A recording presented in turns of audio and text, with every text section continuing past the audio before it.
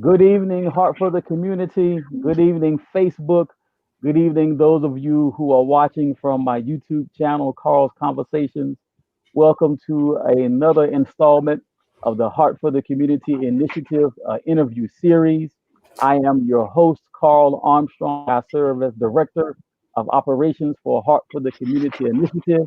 We are a nonprofit community organization based in Dumfries, Virginia, and we work throughout Prince William County, Stafford County, Fredericksburg, Spotsylvania County, and we're just trying to do some good things for the community.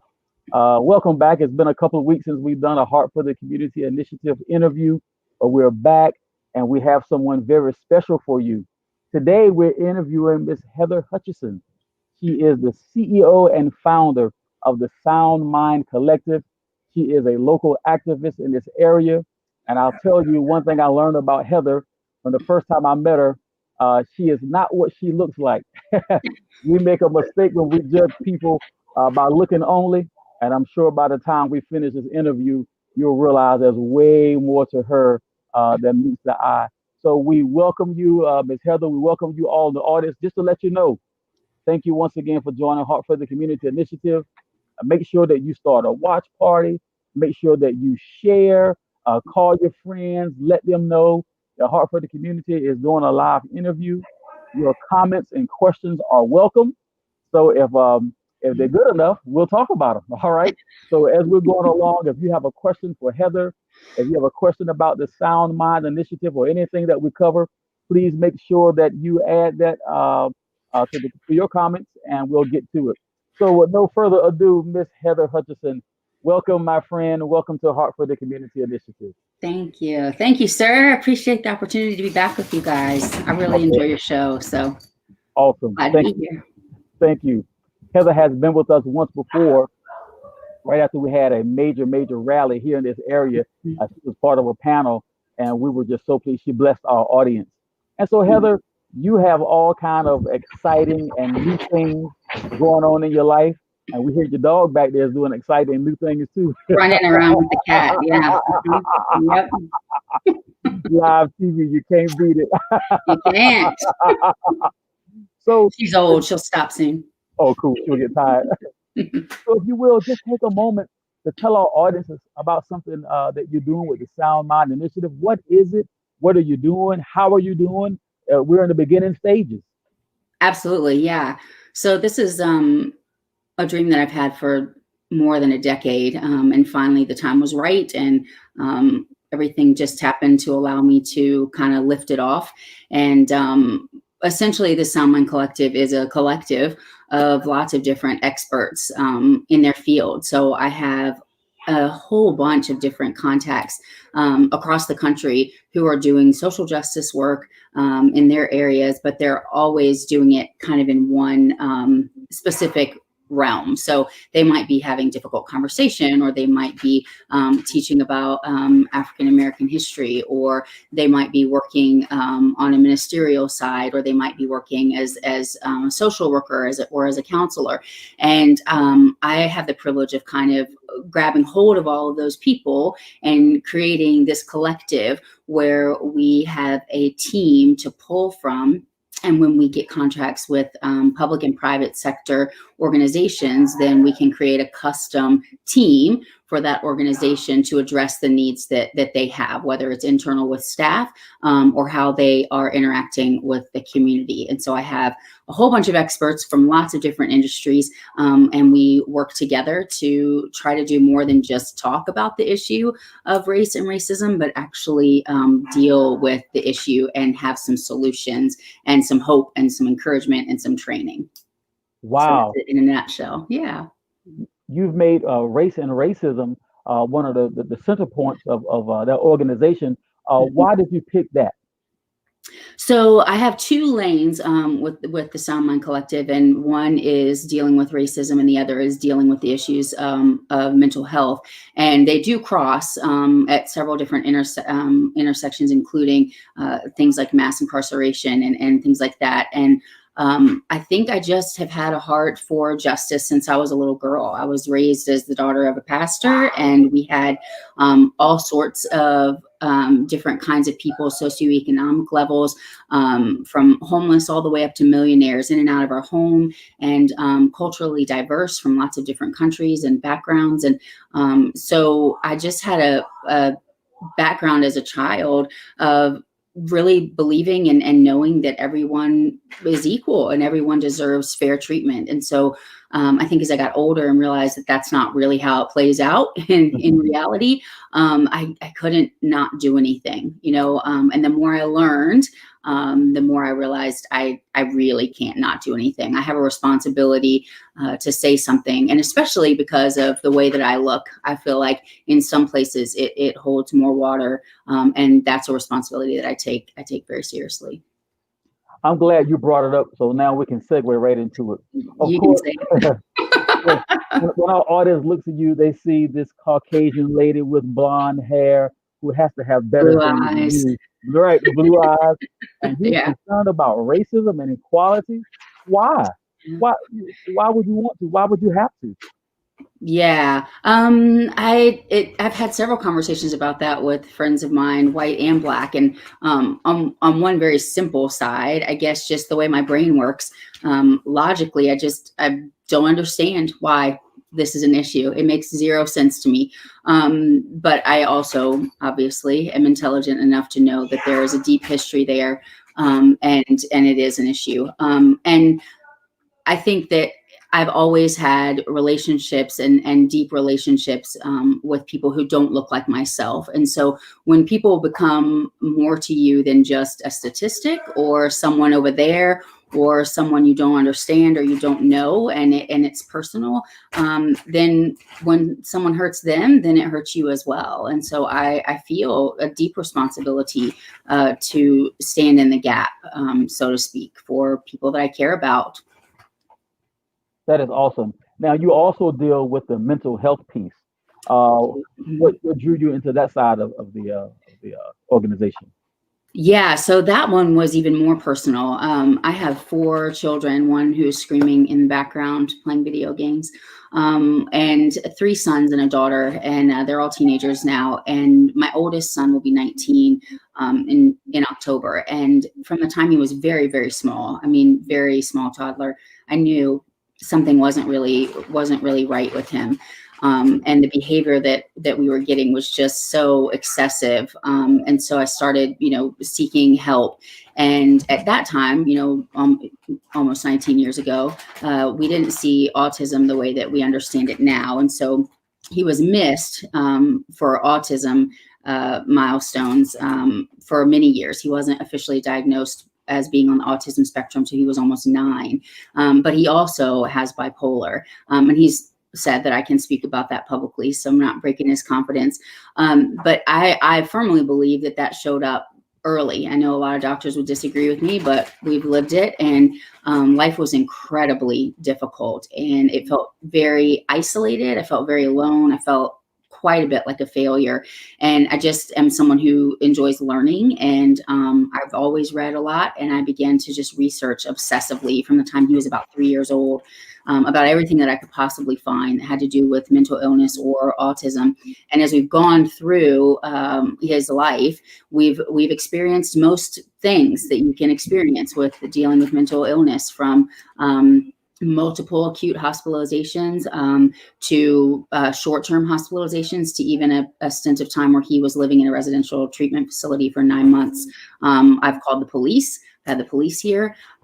We've had violence. We've had, him feeling suicidal. I mean, these are really real issues, and families are dealing with this.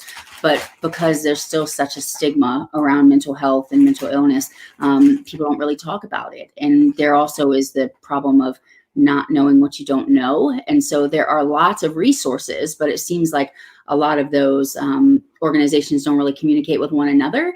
And so it took me a long, long time to get to the place where he is today, which is doing really well, because I just didn't know what to ask for, because I didn't know what existed. And so I started, by the time he was 4 years old, writing and having essays and articles published in books and magazines and blogs, because I didn't want anybody to have to go through what we were going through and have to kind of reinvent the wheel. So that has been deeply personal to me, and something that I fight for on a daily basis.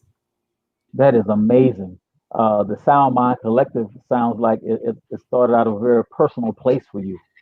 Absolutely, yes. So let Hmm. me ask you this. If I'm a member of the community, whether it be an individual or an organization, and Hmm. I'm having an issue when it comes to maybe a family member or a member of our community who does have a mental health issue, or if I am coming to you as a organization or as an individual having a problem with maybe some racial injustice things going on in my community, if I come to the Sound Mind Collective, what does help look like, or the services that you offer, what does that look like to that organization or to the individual? So you'll always receive some help. What that looks like will depend on the issues. So I just today I got a personal message through Facebook through someone that I know vaguely, an acquaintance from a few decades ago. And that particular person was asking me about a legal issue that has to do with some things that have to do with race. And I immediately was able to put that person in touch with someone who has the expertise in that realm that maybe I don't have, but I have the connection to that expertise. So I either will move you along to the person who can help you, or if we decide to work together, then we'll come up with a plan on who or what part of the collective would best serve your needs. So I do anything from just working by myself and facilitating conversations. I've done lots of Zoom calls.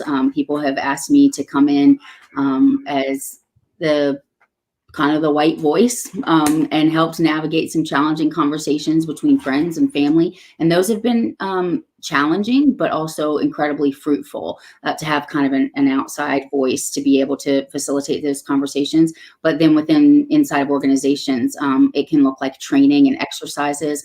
It can look like policy and procedural analysis, and then working with the organization to either get rid of some of those policies or amend some of those policies or even create some new ones with a task force. And I also have a professional strategist who works with us as well. And the goal would be on that larger scale that you don't walk away just feeling bad about yourself because we've kind of just illuminated all the places where there's issues, but you walk away with more of a blueprint of here's some things we can do that are really going to address the specific problems we're having either personally or within this organization. So I really want to focus on the fact that it is solution based. I think you go on social media and everybody's talking about the issue. We all know what the problem is, and I want to see more discussion about the actions that can be taken and specific actions for specific communities.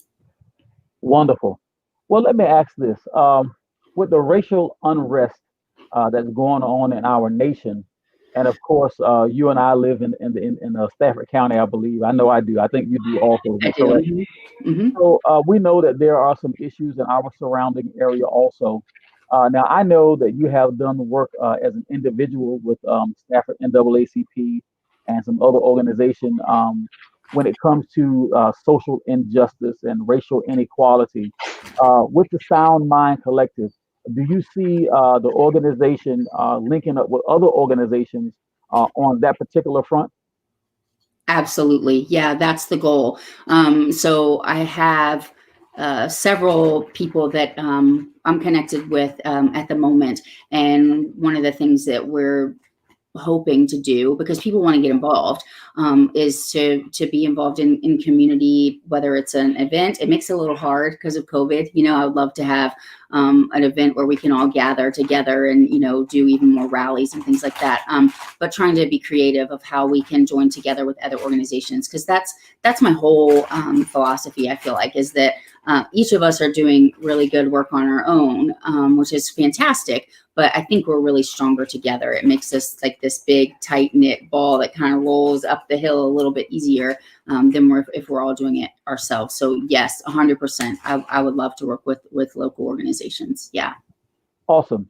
On the mental health piece, Are Mhm. you linked in with some of our community services when it comes to Spotsylvania County, Stafford County, maybe even Prince William? So how does that look with the mental health piece? I am for sure in Stafford. I have a pretty good relationship with quite a few clinicians and also caseworkers and things like that inside of Stafford. And I also was part of a board meeting with Mary Washington Hospital.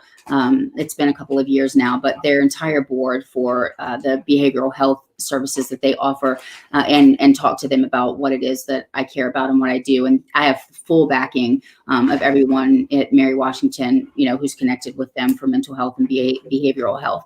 I don't have a lot of contacts yet outside of that as far as Prince William and Spotsylvania, but I would absolutely love to. And I think that all that does is make it better for people who are coming and asking for help, because I can have specific people to point them to. And that always makes me feel better when I know either someone specifically or they've been recommended to me from someone that I trust, that if I'm passing someone off to them, that I can feel good about that. All right. So let me ask you now. I know that the Sound Mind Collective is really just launching, and I'm going to get Mhm. to that part in just a minute.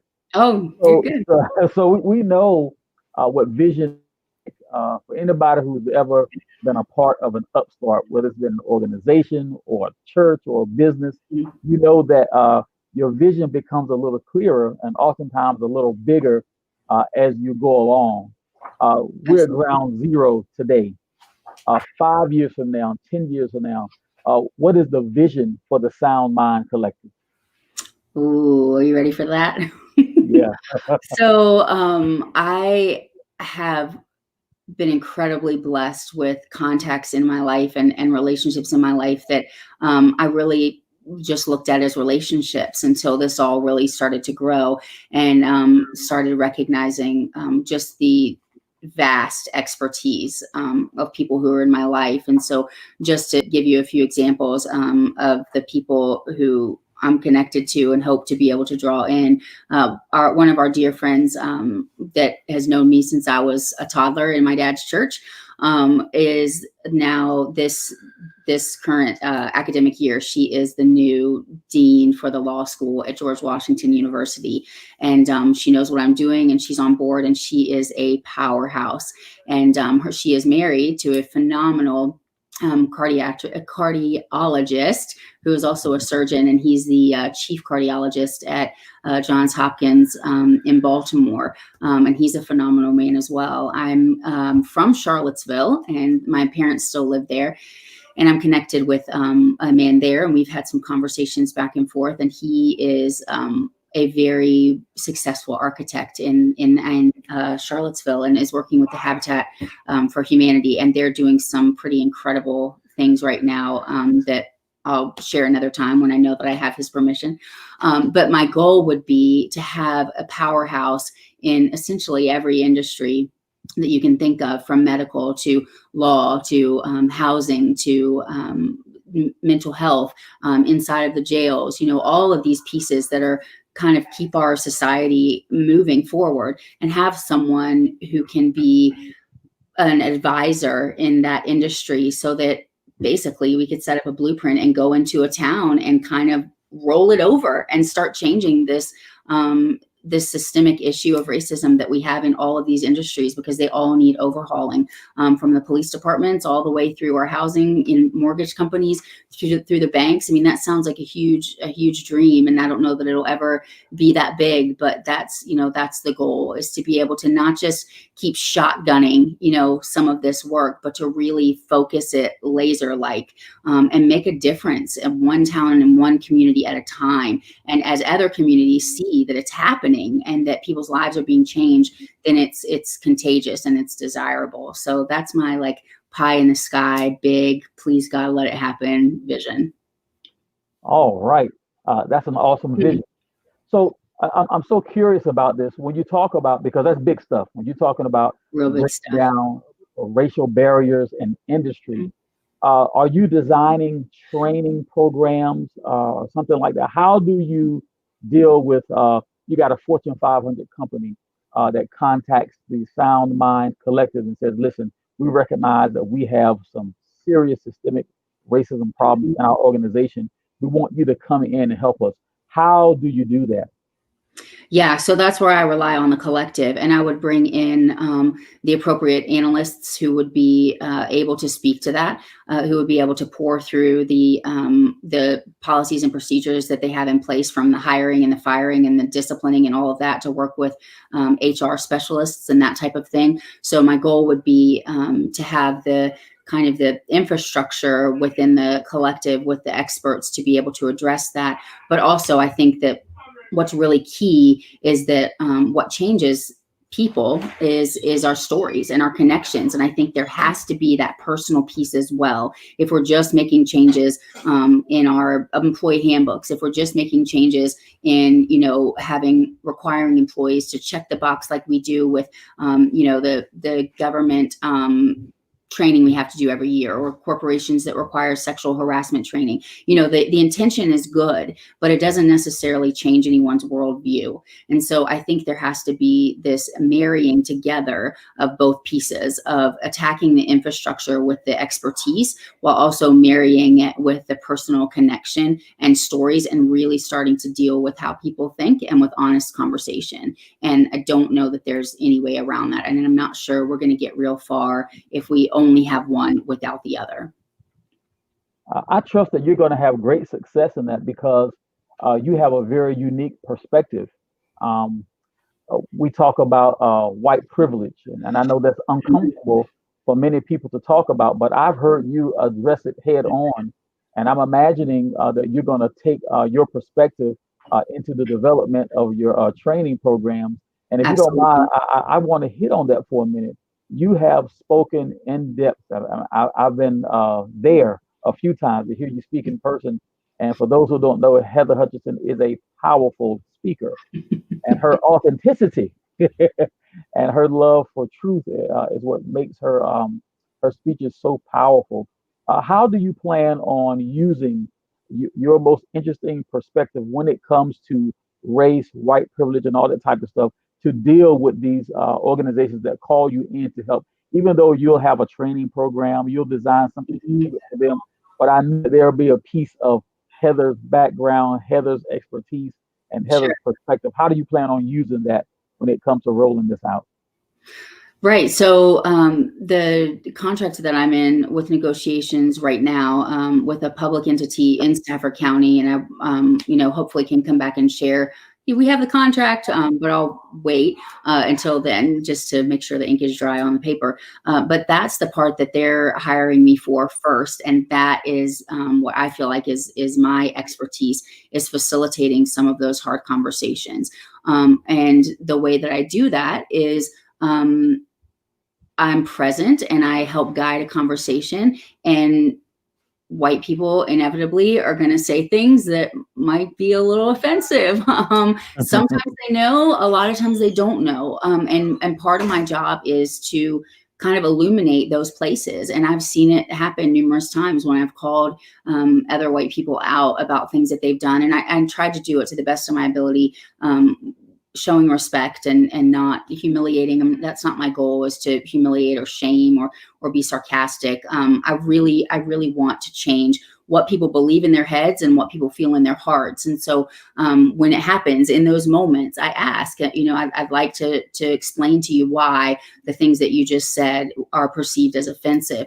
And it can be frustrating for me sometimes, because I know that you and many of my friends who are not white have said the same thing that I'm saying, but it seems like, at least now, and has been like this for a long time, there still needs to kind of be that white stamp of approval. And that's disappointing, but I also recognize that it is reality. And because it is reality, then I want to make sure that I take responsibility for it. And so I will call out other people, and would hope that someone would call me out as well, because I think that we have a responsibility to one another as white people. And so that's kind of my piece, is to challenge in person, not behind a, social media keyboard, but challenge in person some of those things that white people say very flippantly, that they don't always realize why is so offensive and so painful, and to give some information as to why, so that hopefully we can change some hearts and some heads. Amazing. So you've done something that's pretty exciting in my book. You've taken two very great passions of your own, the mental health piece and the racial reconciliation piece, and you put them together to become the creator, CEO, and founder of the Sound Mind Collective.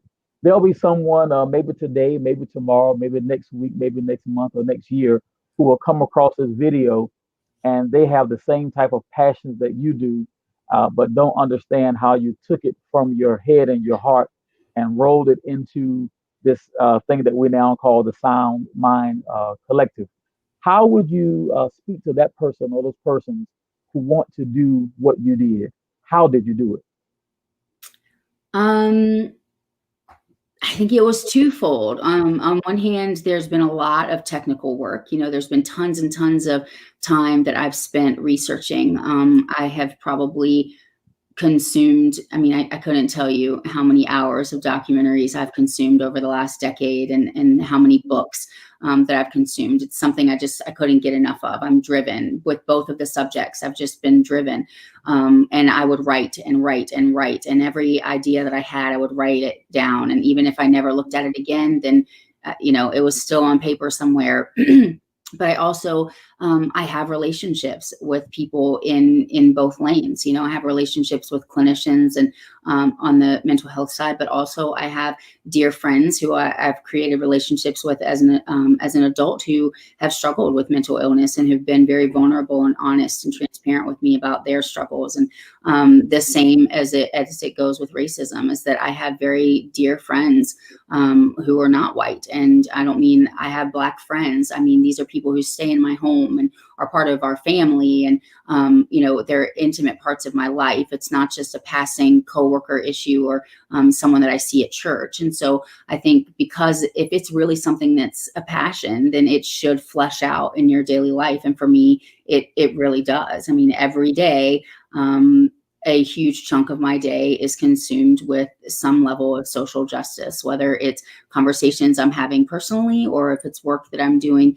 And this was even before the Sound Mind Collective was launched. People came to know that I knew things and that I had resources and that I would help them and that I would do my best to point them in the right direction. And so I think you just have to not hide, and you have to get out there and be willing to learn and be willing to be taught and to be willing to be corrected, and do your work and do your research. Nobody wants to be led by someone who doesn't know what they're talking about or doesn't know where they're going. So it's kind of where we've ended. You mentioned that a couple times. You just said it. Willing to be corrected. You said you're willing to be called out. That shows a great deal of humility.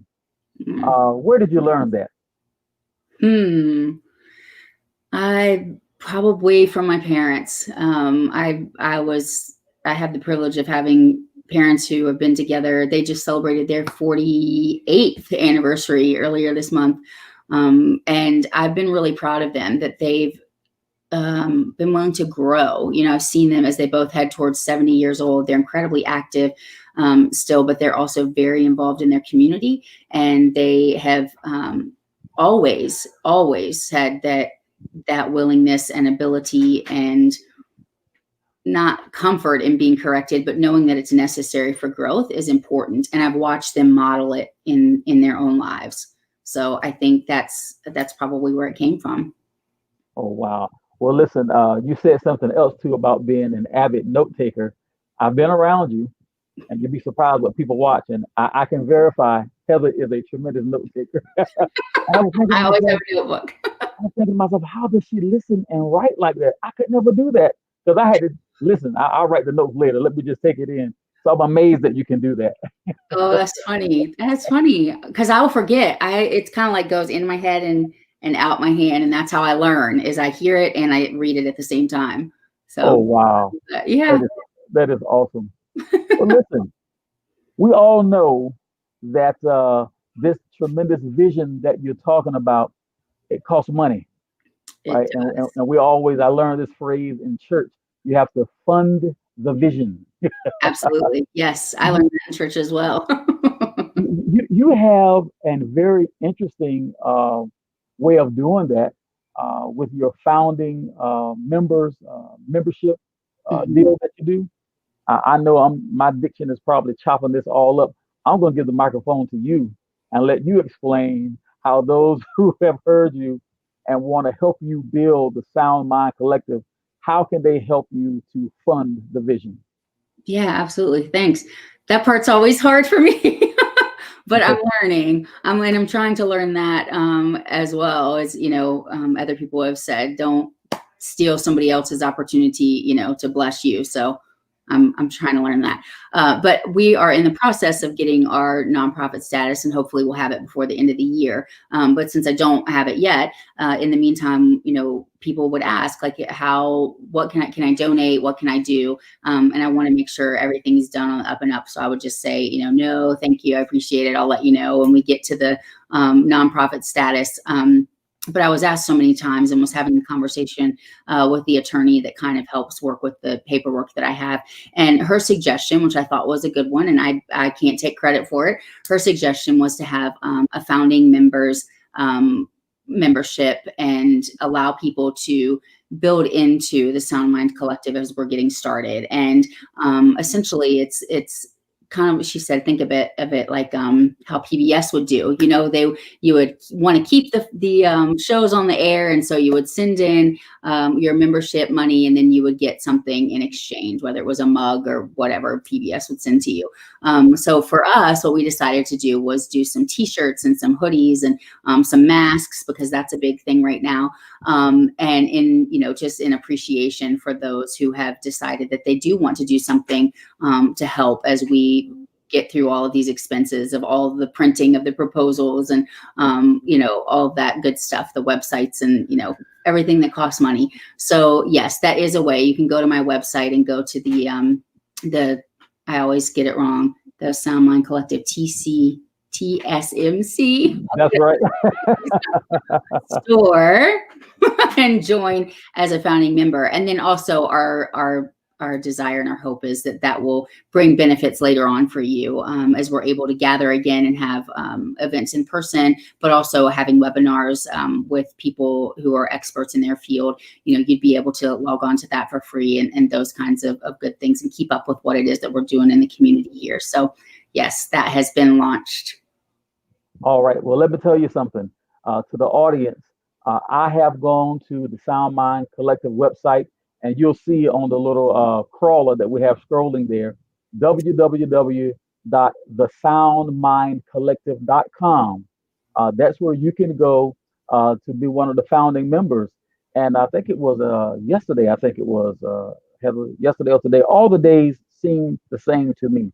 So sometime within the past 24 hours, I became one of your founding members. He did. Yes, I I didn't did. want to call you out and embarrass you in front of everybody, but he did. It made I me, I did. was so excited. Yes, So thank you. there are three levels. Now, she didn't say it, but I'll say it. And you got to get in while these prices are hot now. The first Yes. level, that is the $75 level. The second level is the $150 level. And level is the $250 level. But those are your cut rate price. Sometime in September, I forgot the exact date, those prices will go up. So for all of you who want to get in and become one of the founding members and receive some of that Sound Mind Collective merchandise, please go to the website. My name is Carl Armstrong, and I approve this message. Oh, thank you. Thanks for that. Appreciate that. That was I the tell best commercial ever. I love it. Heather and the Sound Mind Collective, they are doing wonderful work. I trust her. I've seen her. I've seen her when she didn't know I was watching, and I've listened when she didn't know I was listening. And that's what you do when you're trying to find out if a person is genuine or not, right? Absolutely. Yes. And I can vouch that she is genuine. So please, if you have a chance, please go to www.thesoundmindcollection.com, search the website, learn a little bit about something that she's doing, and listen, put your money where your mouth is. Be a founding member, help to fund the vision. All right, well, Helder, listen, we're going to wrap in just a few minutes, but I want to give you an opportunity. If there's something that we have not covered or something that you want the audience to know about you or the Sound Mind Collective, here's your opportunity. Well, thank you for that. I guess since we're, Carl's encouraging me to be a little self-promoting here, I do have YouTube as well.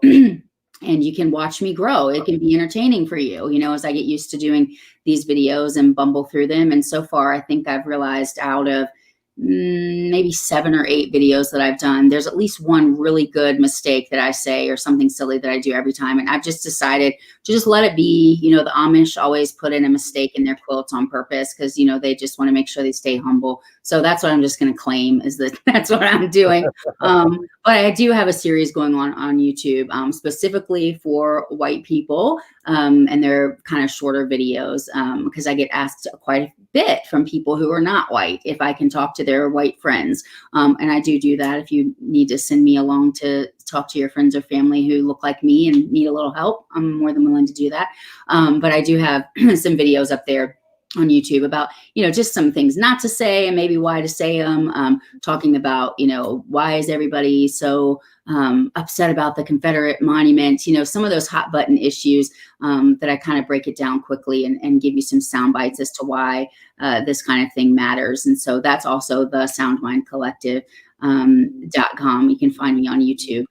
There is a Sound Mind Collective without the, and they're a band. It's not me. I don't know who they are. But you should be able to find me and my face is up there. So if you want to follow along and come watch the series, then I would be glad to have you. Wonderful. Thank you so much. So what is your YouTube channel? It is the Sound Mind Collective. Wonderful.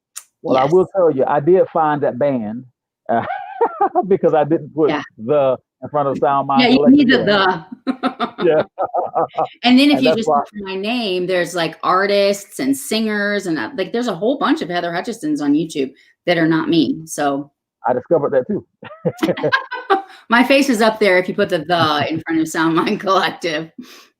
Forgive me, but I just thought of one more question. There's something that No, struck me, something that struck me when I was looking at your website, and I did put it into the advertisement for this oh, interview. fantastic. Yes. You make mention of being a voice for the voiceless. Did I say it right? Mm-hmm. Yes. Can you tell us what you mean? Because I think that's really important that the audience understands that from your mouth. Yeah, absolutely. So, a lot of times that statement for me and in the way that I'm using it, it doesn't mean that I'm speaking for people who are not speaking. It means that I'm trying to bring a group together to speak in such a way that we can be heard. Because sometimes the words that are being said, even though they're powerful and profound and necessary, if it's not packaged correctly, if it doesn't come from the right source, if it's not put into the right envelope and mailed to the right person's desk, sometimes it's not heard, which is disappointing to me. But my hope is that I can help to change that, and until the people who I love, that their voices are heard on their own as much as mine can be sometimes, that I'm willing to stand there and speak in their stead. And for those with mental illness who often aren't taken seriously or sometimes are dismissed as crazy or who are incarcerated for, through no fault of their own other than the fact that they have a disability, that's my job as well, is to make sure that their voices and their stories are heard and that we don't forget them. So that's where my heart is. Thank you for that. Well, ladies and gentlemen, I hope that you have enjoyed Miss Heather Hutchison and her presentation of the Sound Mind Collective. Heart for the Community is absolutely thrilled that she decided to join us again. This is her second time. And my wife says, great job. I'll put that up there. She's so precious. Yeah. Tell her I said hi. She loves her some Heather Hutchison. Oh, I love her too. She's so precious. Thank you. I'm blushing. That's what happens when you're a white person. You can't hide it. Peace, daughter. That's my shirt. I tell you, thank you so much. And we hope that at some point in the future that you'll say yes again to one of our interview requests. I think I have enjoyed it, and I believe that our audience has enjoyed it too. Thank you so much. Yes, thank you, Carl. I appreciate it. Thank you guys for tuning in, and I'll see you around the community. All right. Heart for the Community. Thank you once again. If you have not gone to the Heart for the Community Facebook page and given us a like or follow, today is your opportunity. If you go and follow the page, of course, when we make announcements about things that we're doing, and we're doing a lot of things, and when I make announcements about this interview series, you'll see them and you can catch us live. Now, listen, I've got some things planned. There are going to be some interesting voices coming very soon to Mhm. Heart for the Community interview series, so stay tuned. Heather Hutchison, thank you so much. Thank you for the Sound Mind Collective. Yes, Thank sir. you for all the work that you do in our community. You're awesome. Yeah, my pleasure. You as well. Thank you. Thank you so much. All right, audience, until next time, may the Lord bless you and may heaven smile upon you. Until next time, have a great evening. Bye.